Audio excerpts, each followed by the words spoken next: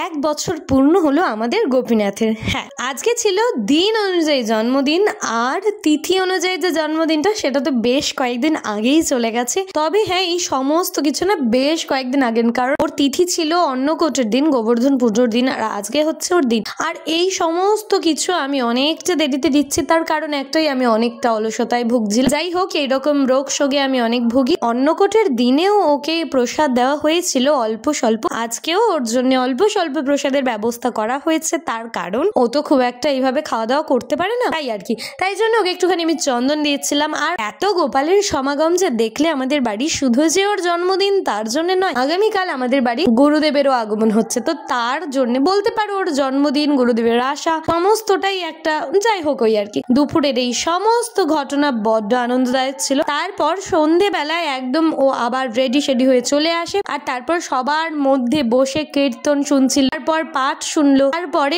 মৃদঙ্গ বাজাচ্ছিল, সবাই মিলে ওকে আশীর্বাদ করছিল, কারণ ওর এই কীর্তিকলাপ গুলো না সবার মন জয় করে নেয়। যাই হোক, আপনারা সবাই কৃপা করবেন, ওর ওপর অনেকটা আশীর্বাদ করবেন, আমাদের গোপীনাথ যেন সব সময় এইভাবেই থাকে। যাই হোক, দেখো ওর জন্ম থেকে একদম এতদিন পর্যন্ত যা কিছু সবটা গুরুদেবের জন্য হয়েছে, আর গুরুদেবের দ্বারাই হয়েছে। ওর নামকরণ থেকে ওর যা কিছু সব গুরুদেব করেছে। তো ওর প্রতি ভালোবাসাটা আমাদের সবারই অন্যরকম।